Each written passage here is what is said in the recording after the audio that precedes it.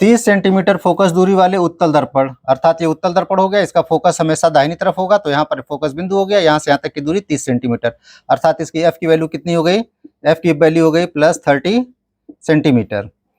5 centimetre लंबा वस्तु, अर्थात वस्तु की लंबाई ओ कितना दिया है 5 सेंटीमीटर, ये वस्तु की लंबाई 5 सेंटीमीटर हो गया, दर्पण से 30 सेंटीमीटर की दूरी पर रखा गया है, अर्थात यू की वैल्यू कितना दिया है -30 सेंटीमीटर, यहाँ से यहाँ तक की दूरी कितनी हो गई 30, दर्पण के इधर माइनस और इधर प्लस होता है, इसलिए ये यू की वैल्यू माइनस में होगी और एफ की वैल्यू प्लस में होगी।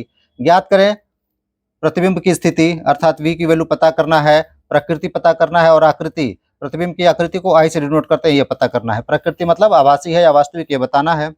तो हमारे पास फार्मूला होता है 1/v + 1/u बराबर 1/f।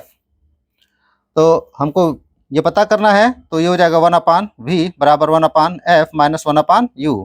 1/f की वैल्यू कितना दिया है, f की वैल्यू +30 माइनस 1/u की वैल्यू कितना दिया है -30, ये हो जाएगा 1/30 और माइनस माइनस मिल करके 30, ये एलसीएम हो जाएगा 30, तो यहाँ 1 हो जाएगा, ये भी +1 हो जाएगा, बराबर कितना हो जाएगा 2/30 बराबर 1/15। ये किसके बराबर था, तो ये था 1/v बराबर, तो v बराबर कितना हो जाएगा +15 सेंटीमीटर।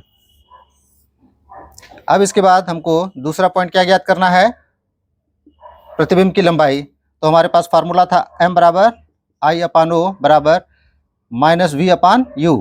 तो m को हटा देते हैं, m से कोई मतलब नहीं है, तो I बराबर कितना हो जाएगा, तो I बराबर हो जाएगा -v गुणे o बटे u, माइनस v की वैल्यू कितनी आई थी 15 सेंटीमीटर, ओ की वैल्यू कितनी थी 5 सेंटीमीटर और u की वैल्यू कितनी है -30, तो ये माइनस से माइनस कट जाएगा, 15 दूनी 30, अर्थात ये हो जाएगा 5/2 बराबर 2.5 आई। आई की वैल्यू ये किस में आई है, प्लस में आई है, आई की वैल्यू प्लस में है, अर्थात प्रतिबिंब सीधा बनेगा और आभासी बनेगा। आई की वैल्यू प्लस है अर्थात प्रतिबिंब सीधा, आई की वैल्यू माइनस होगी तो प्रतिबिंब उल्टा और वास्तविक, आई की वैल्यू प्लस है तो प्रतिबिंब सीधा और आभासी। तो प्रतिबिंब कैसा होगा, उसकी प्रकृति सीधा और आभासी होगा।